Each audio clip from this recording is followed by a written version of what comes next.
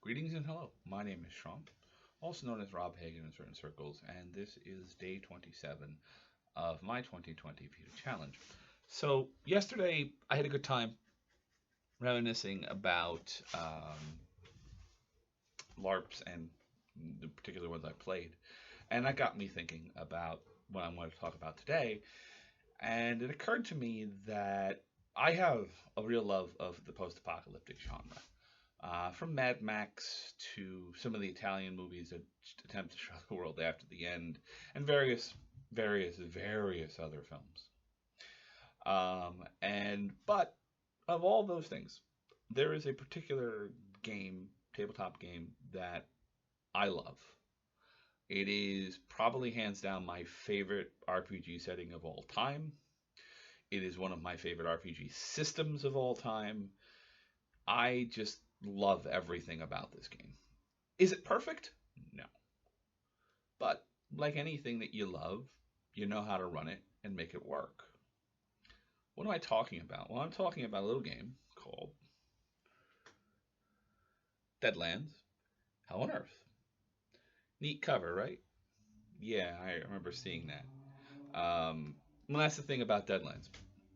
Deadlands has always been one of those games that catches your eye. I remember seeing back when I was first getting into tabletop role playing game, buying Dragon magazine, which was for a guy who lived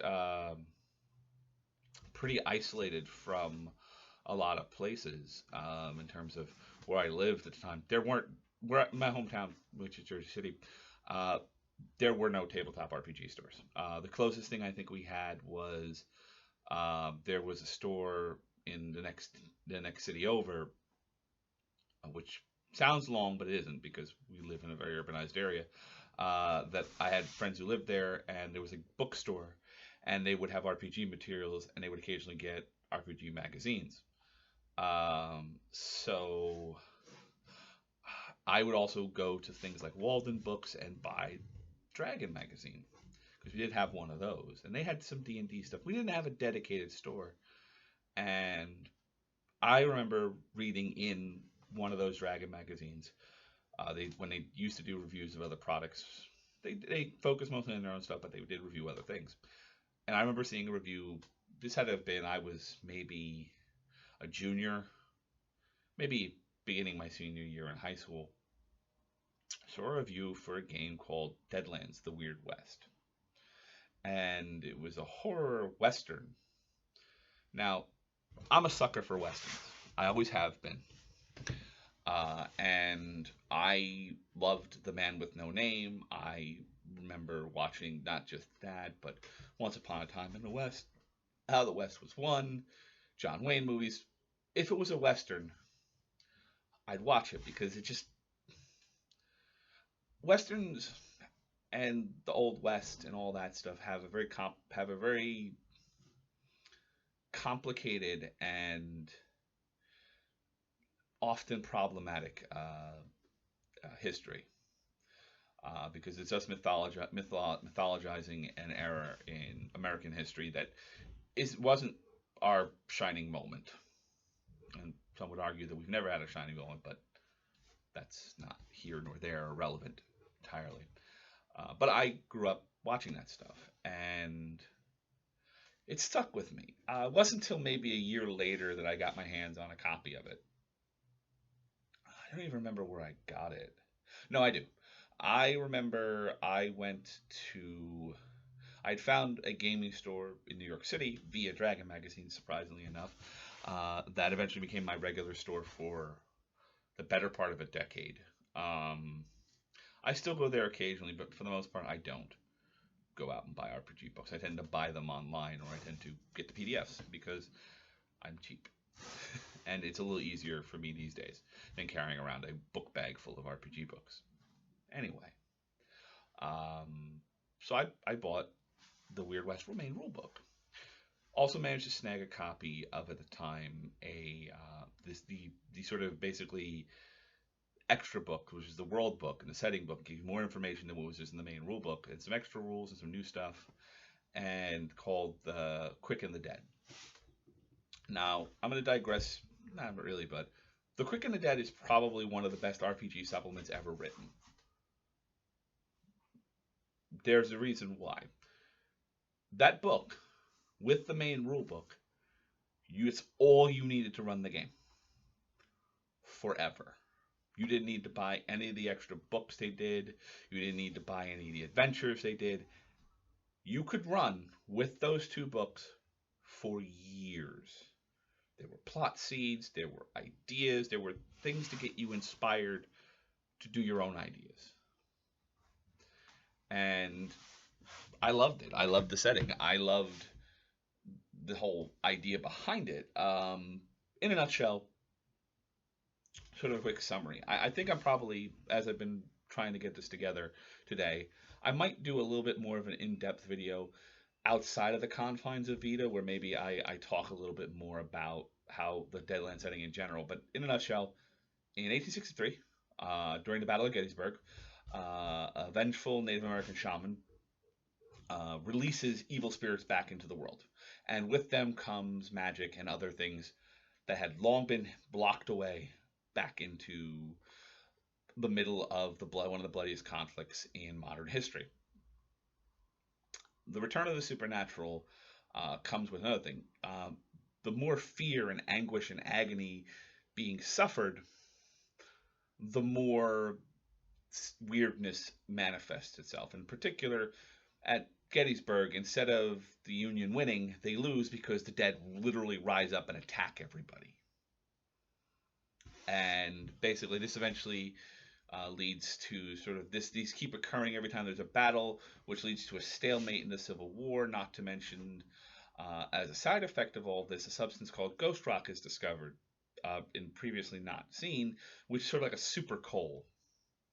It's called ghost rock for two reasons. One, it has sort of white, wispy veins of some unknown material going through it, and when it burns, it howls like a banshee, like a ghost. And it burns hotter and longer than any other fuel in the world. And this eventually fuels advances in technology, leaps in technology that basically seeing relative equivalents of weaponry and armaments and other things that wouldn't exist for 100+ years in the 1860s and 70s. And eventually, the two governments in North America, the Union and the Confederacy, try to clamp down on this because they discover, like I said, fear makes it stronger. So they're afraid that if the public knows about this, they'll become more afraid, and these supernatural evils become more powerful. The Confederacy sends the Texas Rangers in, and they sort of have a policy of we shoot it or we recruit it.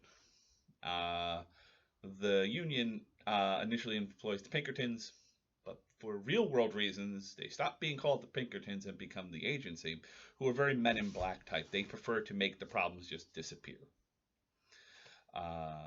Suffice to say, 13 years after that, starting in 1875-76, everything's a stalemate. The North and South are still fighting the Civil War. California has fallen into the ocean due to, again, the same vengeful shaman doing something else for reasons that dropped most of California into the ocean. Utah separates with the return of magic and other things. Native practices and traditions are empowered, and therefore they are able to hold off the encroachment of, for lack of a better word, the white man into their lands. And all sorts of other really super detailed stuff that I probably will talk about, I said, in that sort of planned video. Definitely for after VEDA. Sort of an in-depth examination of Deadlands and its meta. Anyway, why do you need to know that? Well, the thing about Hell on Earth is the second in a trilogy of settings at the time planned.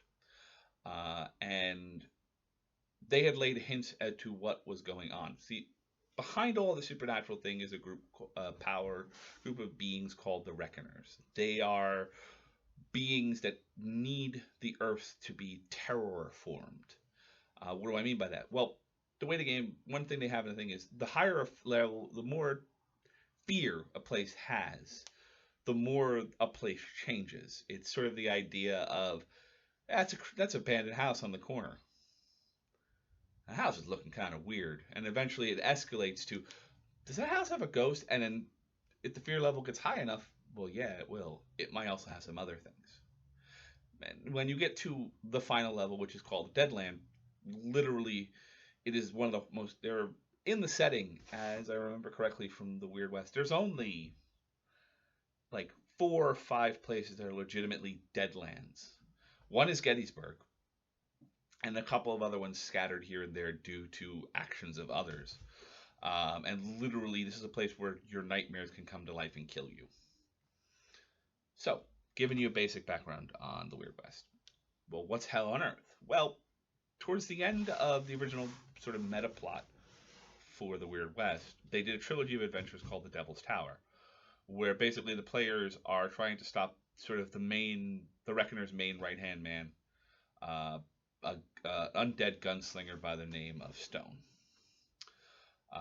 Stone is on the cover of the original game. If you look up the original Deadlands The Weird West and most other things, he's very much so the mascot. He's very much so the icon of the game. That was not Stone on that cover. It's a different character for Hell on Earth. But that said, the players go through this trilogy of adventures, which presumes that they're sort of high, for lack of a word, they're powerful heroes. And they keep trying to foil him. Other things happen to sort of change how the setting is working. And eventually they end up at the Devil's Tower in the Dakota Badlands. And that's where things take a bit of a twist. You see, in the course of it, they discover that someone who was helping them is in fact a version of Stone from the future. And after he dupes them into sort of getting Stone out of a situation he was in, his present Stone out of a situation within, him and the two Stones go off. And the players are approached by another character who is a time traveler, also from the future, who's trying to stop Stone from doing a ritual that will make things harder in the future, or possibly lead to the future she comes from. And that future is Hell on Earth, where 200 years later, circumstances occur and the world is bombed into rubble by supernatural nuclear weapons called ghost rock bombs. And that's Hell on Earth. That's sort of how you were introduced to it. Now, going a little bit more detail, it's a post-apocalyptic Western setting. So you have, you've traded your horses for motorcycles, but one of the things I like about the setting is they kind of talk about it is it's kind of reverting back to the Old West, where there are no major cities, there's no government, everybody's been bombed to dust. In fact, in Hell on Earth, the Mississippi River in North America is a dividing line. Everything east of the Mississippi is dead or in the process of being killed off by basically the dead, the living dead. Meanwhile, in the West, they're dealing with radiation priests called doomsayers, who, because one of the things that happens is everyone mutates. Mutations happen because of supernatural radiation, and they eventually gain the ability to shoot atomic fire from their hands and so forth and so on. Another group that sort of springs up, as I mentioned before, technology got a bit out of control, and turns out this is all part of the plan of the Reckoners, who, by the way, are in fact the 4 horsemen of the apocalypse. That's right. The 4 horsemen of the apocalypse have been manipulating events so they can arrive on Earth. It's a lot more complicated and meta material. This definitely going to do another video on this. Probably a couple, because I'd like to talk about Deadlands as a setting as a whole, because it has grown quite a bit since the 90s. So you have sort of the descendants of these mad scientists that were being manipulated, called junkers, who basically throw things together from the junk of the Earth to make weapons and equipment and things people need to survive. You have my favorite group in this particular setting, Templars, post-apocalyptic knights who practice a philosophy of they generally travel in secret and will not throw their support unless they feel that the people who are doing it are actually fighting to survive. Not simply, basically, how do I put this? They judge people. If they come into your settlement, and while they're there in disguise, your people are assholes and bastards who just fucking just are grubby little grungy survivors who don't give a shit about anybody who's not there, and even don't care about the people within the walls except for themselves.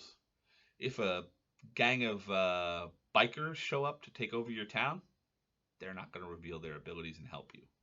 But on the other hand, if you're willing to, if you show like that you're not those types of people, that you're not, just as bad as the scum outside your walls, and someone does show up, they're more than willing to throw down their lives to protect your community.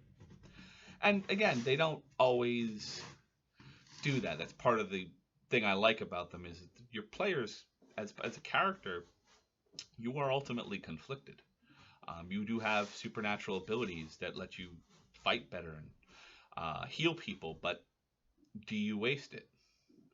Do you use it to save every community and run the risk of dying and then depriving people who might have needed your abilities of them because you decided to fight for scum?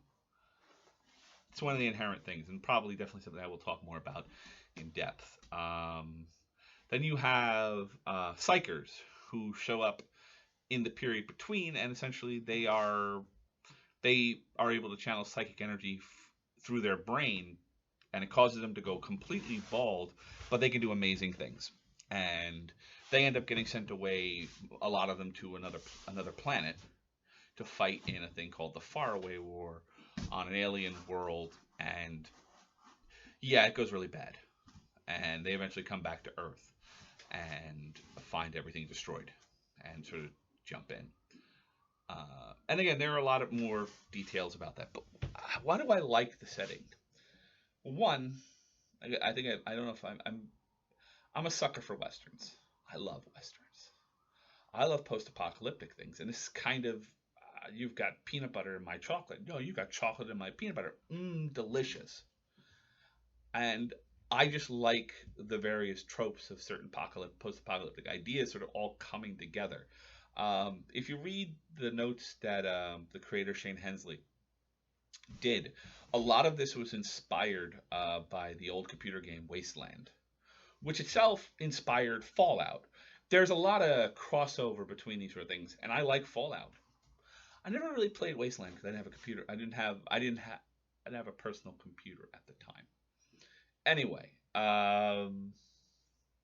yeah. So this video is now, I think, record-breakingly the longest one. I love Hell on Earth. I love Deadlands. I love Deadlands in general. Hell on Earth is my favorite setting. I like the classic version of the rules for it. That's a personal preference. I do own Hell on Earth Reloaded, which is the Savage Worlds version.